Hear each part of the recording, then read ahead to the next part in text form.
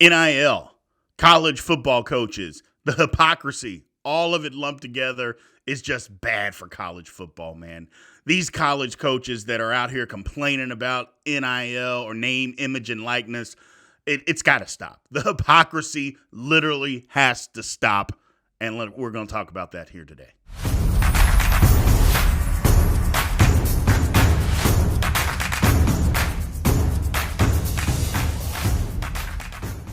Now, the first thing is you've got certain college coaches that embrace name, image, and likeness. It is what it is. It's here, and as long as it's going to be here, you're going to have to deal with it. You got to embrace it. There's going to be some schools that have more. There's going to be some schools that don't have as much, but it's always been that way. Some schools have better facilities than other schools. And I'm talking about Power 5 schools. I'm not talking, FCF schools compared to, an Alabama. All schools at every level, there's going to be the haves and the have-nots. That's the way society works. Okay? So we can't be complaining about that part of it. It's just the way that it is. The part that's hypocritical are these coaches. Let's just dive into this heavy. The coaches that are complaining are so hypocritical because first off, they're mad and they say that, that players like, Matt Rule has come out and said he doesn't want players that just want to come for a name, image, and likeness deal. He wants guys that want to scrap and fight and claw and try to win. Well, you can't do both.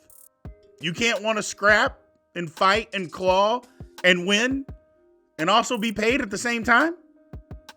Because if you're claiming that you want to do all those things, I don't see that you are not doing it without getting a paycheck. You're getting paid. And if you can be paid, and now that players are able to capitalize on some of this, why are you so mad? And I know why it is because you got outbid. That happens, man. Deal with it. Go get other players or do a better job. It's one of the two. I go, but you can't be mad at somebody else that outbid. It's just like for your particular services. You could coach at other places, but you chose to go to a school for whatever reason that you wanted, but money was also a part of it too. And if you're lying and saying that it wasn't, then why don't you do it for free? I don't see any of these coaches out there coaching for free. Dabo Swinney literally could be the biggest hypocrite in the history of college football with that nonsense that he came out and said about, well, our program is built on God's name, image, and likeness. Really? Did God pay you the type of money that you're getting paid? Is that what happened? Or did the University of Clemson pony up the dough to keep you? And I'm not saying that Dabo's not a good football coach, because he is. But this nonsense has got to stop. The hypocrisy has got to stop. Look, you even had Nick Saban come out last year and claim that Texas A&M bought players. Well, you know what? Maybe they did. But it's not anything that hadn't been going on, since the beginning of college football. I mean, people have been cheating forever. Now it's legalized.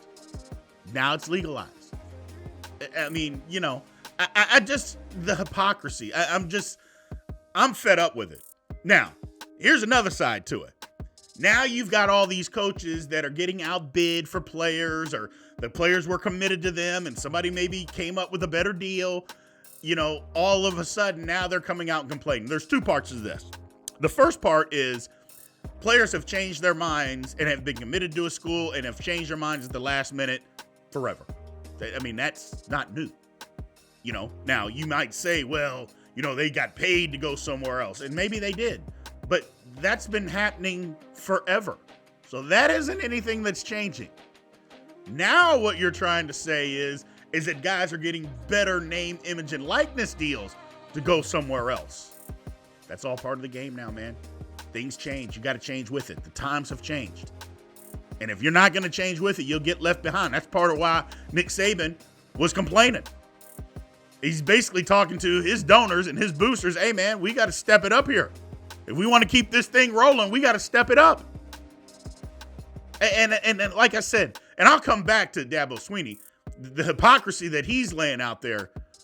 I mean, talking about he doesn't like it and all this other stuff. Come on, man. Come on. Get off of it. Get off of it. Again, you don't work for free. You're not doing your job for free. And if they're giving these kids have an opportunity to capitalize on their name, image, and likeness, then more power to them. Another point that I'm going to beat on. All the people that say that NIL is killing college football. It's going to kill college sports. Number one, they only talk about football. Okay? They don't talk about it killing volleyball or wrestling or soccer or baseball. They only say that it's going to kill college football. All those other sports are all in play when it comes to that. But they only talk about college football. Why?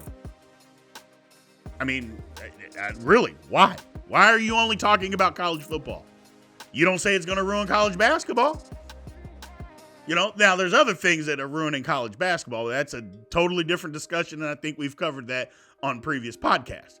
But as far as the NIL, people only get mad and say that it's going to ruin college football.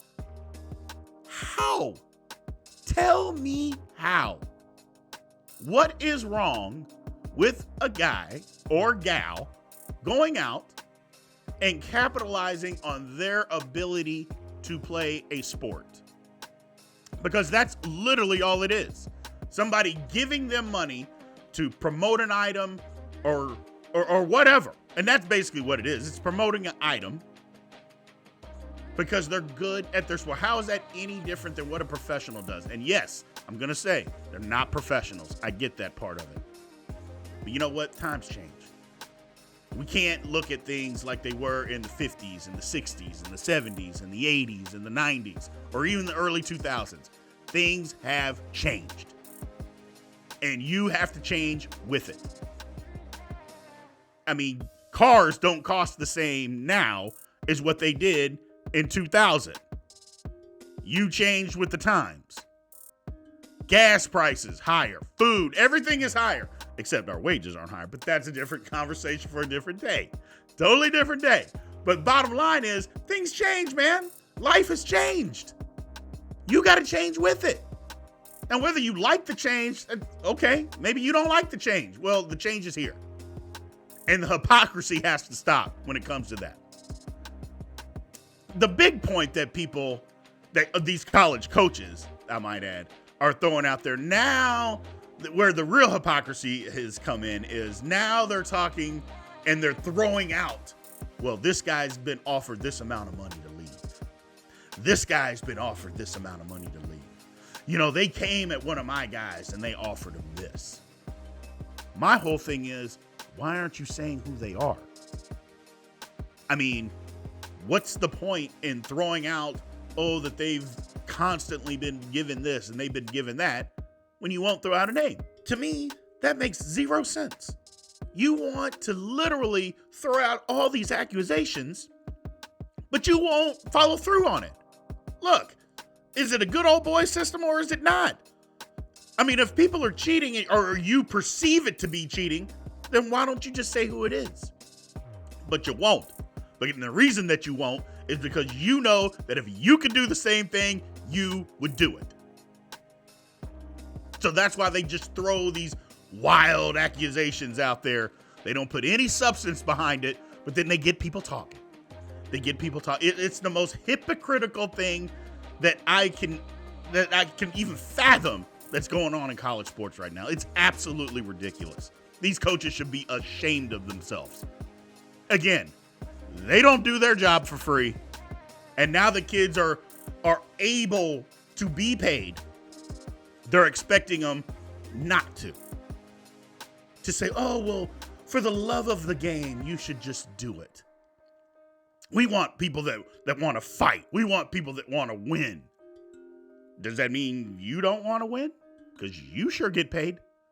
It's ridiculous. Here's another thought. Talking to a good friend of mine today.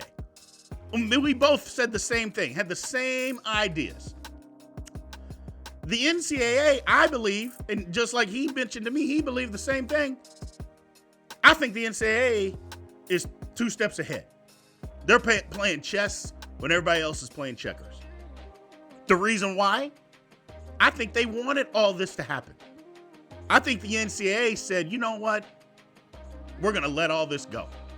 Pay people, call it under the NIL, name, image, and likeness. Do what you want. We're not going to put any restrictions on it. And let's just see what happens. The Wild Wild West is going to happen. They don't think it is. We know that it will. Let's just let it happen. So the NCAA knew what they were doing. They knew what they were doing. They're like, you know what? These people, they're going to run this thing wild, and they're going to need us to step in. NCAA was already under the gun. They were talking about just getting rid of it altogether because, again, the NCAA, you talk about crooked and hypocritical. But again, another conversation for another day. But you talk about they were just on the brink of becoming irrelevant. But now they let all of this go. It literally turned into exactly what they thought it was going to turn into. The Wild Wild West. People just spending money here, doing this all over the place. Now they need regulation. And they need the NCAA to come and step in and save them. They need the NCAA to come in and say, you know what? Please help us. Please put some regulation on us.